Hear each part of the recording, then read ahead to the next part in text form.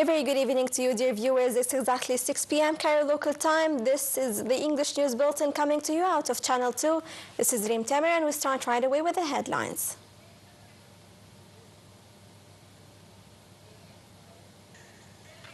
President Sisi holds meeting with Interior Minister. Prime Minister Madbouli inspects projects in North Coast.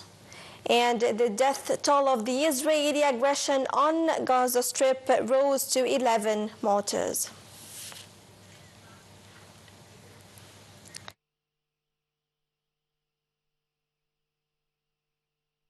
President Abdel Fattah al-Sisi and his French counterpart Emmanuel Macron reaffirmed via phone on Saturday the strength of the bilateral relations as well as the commitment of both sides to build on the momentum generated by French President Macron's recent visit to Cairo. The two leaders expressed their keenness to enhance cooperation in various fields, particularly in economic, trade and investment sectors. Presidential spokesperson Ambassador Mohammed al-Shinnawi said the call stressed Egypt's intensive mediation efforts aimed at achieving a ceasefire in the Gaza Strip, as well as facilitating the exchange of hostages. President Sisi welcomed the French president's recent announcement regarding the country's intention to officially recognize the State of Palestine, emphasizing that this decision reflects France's continued efforts to implement the two-state solution.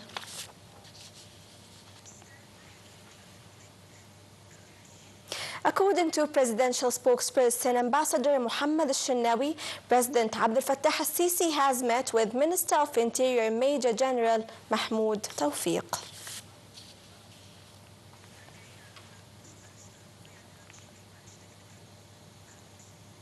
Prime Minister Mustafa Madbouli stressed that there are presidential directives to swiftly carry out North Coast development projects and follow them up periodically to guarantee the best results.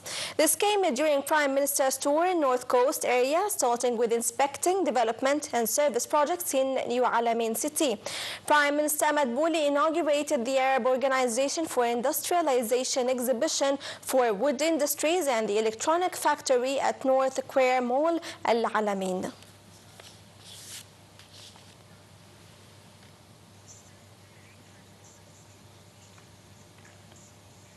Prime Minister Mustafa Madbouli also inspected the seawater desalination research experiment station in New Alamein city.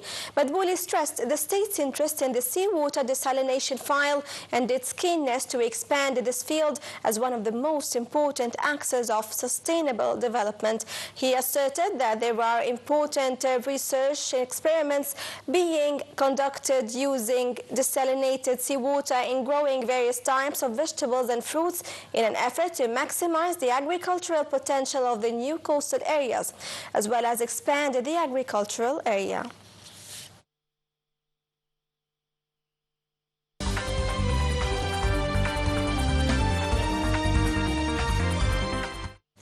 Welcome back. Egypt and Qatar said they are continuing intensive efforts to mediate talks to end the Israeli genocide war in Gaza and ending humanitarian suffering in the Strip and guarantee the protection of civilians and exchange of captives and prisoners. In a joint statement, Egypt and Qatar stressed that some breakthrough was achieved during the latest intensive negotiations that took 3 weeks in Doha. The both countries also affirmed that suspending negotiations to hold consultations to resume dialogue was normal in such complicated negotiations. The pair also called for not following any leaks tackled by some media outlets in attempts to underestimate the efforts made to push the mediation work.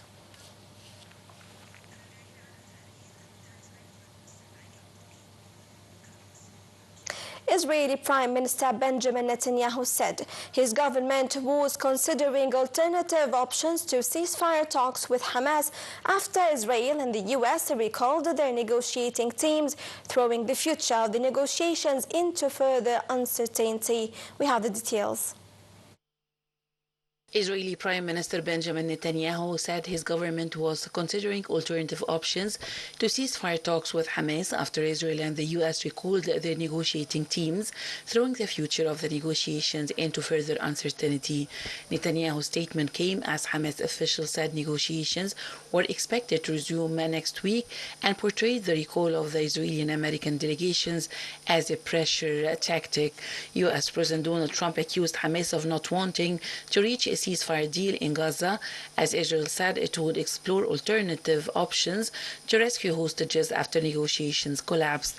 The U.S. president argued that the Palestinian group was not ready to hand over the remaining captives in Gaza. His special envoy Steve Witkoff accused Hamas of not acting in good faith in the negotiations that ended on Thursday. Witkoff said the U.S. will look at alternative options without elaborating. Senior Hamas official Bassem Naim in turn accused Witkoff of distorting the reality of talks and walking back on agreement that had been reached between the two parties. Naim said Witkoff was looking to serve the Israeli position.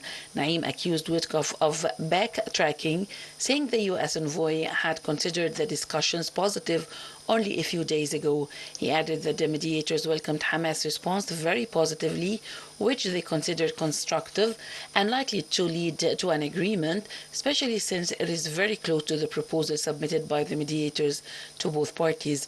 He said that latest discussions focused on details of an Israeli army withdrawal from the Gaza Strip.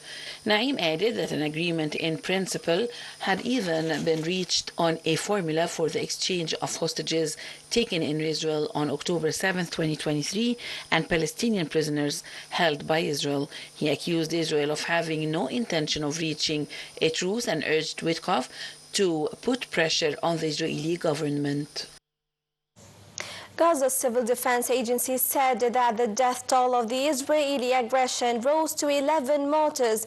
Earlier, Palestinian medical sources said that 6 Palestinians were killed and others were wounded in Israeli occupation airstrikes west of Gaza City.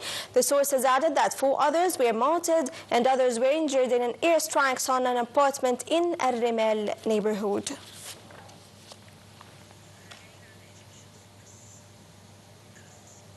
An Egyptian source reported the continued entry of humanitarian aid to Gaza Strip. 117 aid trucks entered Gaza Strip via Karm Abu Salem and Zakim crossings on Friday. Earlier, 161 aid trucks entered Gaza as of Thursday overnight and to dawn on Friday through the Zakim and Karm Abu Salem border crossings northern the Strip. The source noted that the trucks were loaded with flour and baby milk shipments along with other food supplies.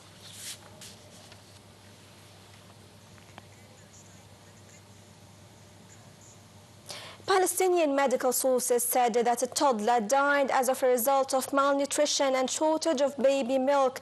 The sources said that the number of babies who died as a result of malnutrition and starvation rose to 3 and raises the number of martyrs of starvation in Gaza to 123. Red Cross Committee had also called on the international community to put an end to the humanitarian suffering in Gaza Strip. Also, Israeli sources said that Israeli occupation military has damaged tens of thousands of humanitarian aid materials after being stuck on the Palestinian side of Karm Abu Salem border crossing.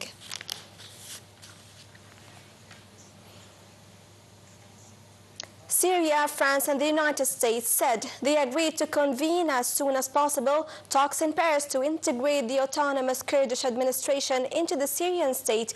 According to a joint statement, the 3 countries agreed on the need to host as soon as possible the next round of consultations in Paris between the Syrian government and the Syrian Democratic Forces regarding the full implementation of the March 10th agreement. The statement was issued after a meeting in Paris between the French Foreign Minister Jean-Noël Barrot, U.S. Special Envoy for Syria Tom Barak, and Damascus top diplomat Assad al-Shibani. The joint statement stressed the need to ensure the success of Syria's transition and also the importance of efforts aimed at national reconciliation and cohesion, especially in northeastern Syria and Suwaida.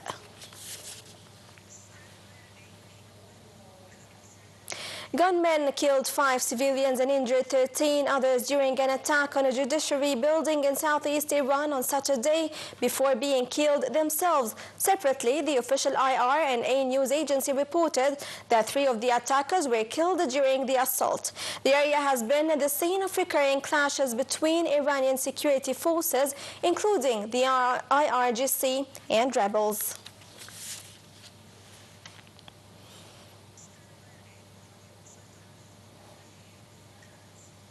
Russia on Saturday said it had arrested 2 villagers in Ukraine, including one in the central Dnipropetrovsk region, marking a fresh advance into an area largely spared the seizures of land since Moscow's 2022 military operation.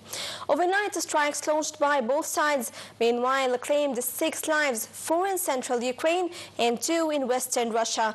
Meanwhile, Russia said it has struck several regions of Ukraine overnight, reporting 1 person killed in Dnipro, while 2 people died after a Ukrainian drone attack in the Rostov region.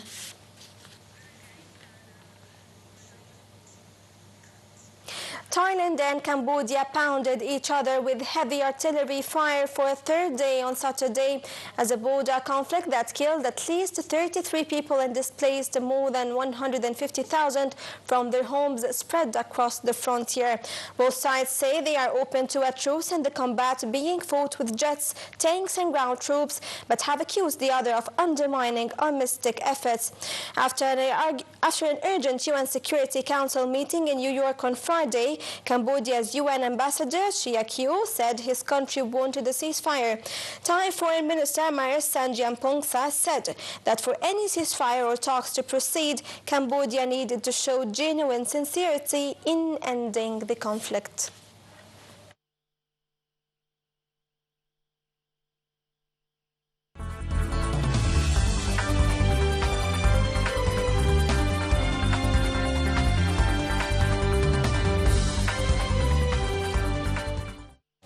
Moving to the world of business and finance, Minister of Planning, Economic Development and International Cooperation Rania Al-Mashat has affirmed Egypt's leading role in implementing debt swap programs for sustainable development in cooperation with friendly countries such as Germany, Italy and China. Al-Mashat explained that these countries have supported the Egyptian government in converting portions of its external debt into local investments aligned with national priorities across various sectors, including climate action, education and social protection.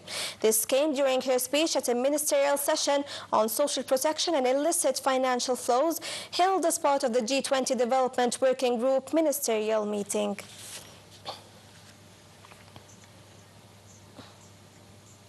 Minister of Investment and Foreign Trade Hassan Al-Khatib participated in a business seminar organized by the Japan External Trade Organization in cooperation with the General Authority for Investment and Free Zones, the Egyptian Trade Office in Tokyo, the Egyptian Japanese Business Council, and also the Commercial Representation Office. During the event, the minister reviewed the main aspects of the current phase of economic transformation for sustainable growth. Al-Khatib said, Egypt seeks to attract Japanese investments in the fields of renewable energy, software, electronics, food industries, logistics, automobiles and components, and also electrical appliances.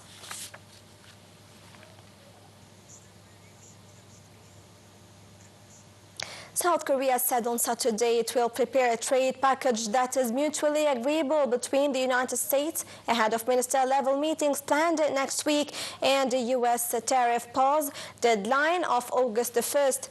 South Korean Presidential Office said the package will include shipbuilding cooperation, a sector of high interest to U.S. Commerce Secretary Howard Lutnick, who discussed the matter with South Korea's Industry Minister Kim Yong-kwan. During the meeting, Lutnick and Kim reaffirmed their commitment to reach a trade deal by August the 1st after a joint meeting of finance ministers and top trade envoys that had been scheduled for Friday was postponed.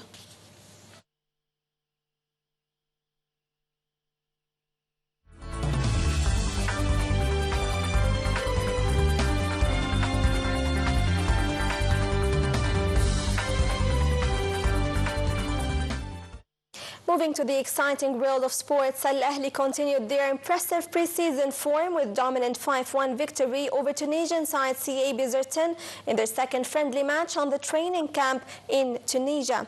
The Egyptian champions showed their attacking firepower as Mohamed Hassan Trezeguet netted a brace, while Mohamed Sharif, Karim Fouad and Ashraf bin Sharqi each added a goal to complete the route. This result follows Al-Ahli's win over Stade Tunisian in their opening match of the camp. The Red Devils are set to wrap up their Tunisian training camp on Sunday before returning to Egypt to play another friendly on Tuesday. The scheduled game against Etoile du Sahel was cancelled.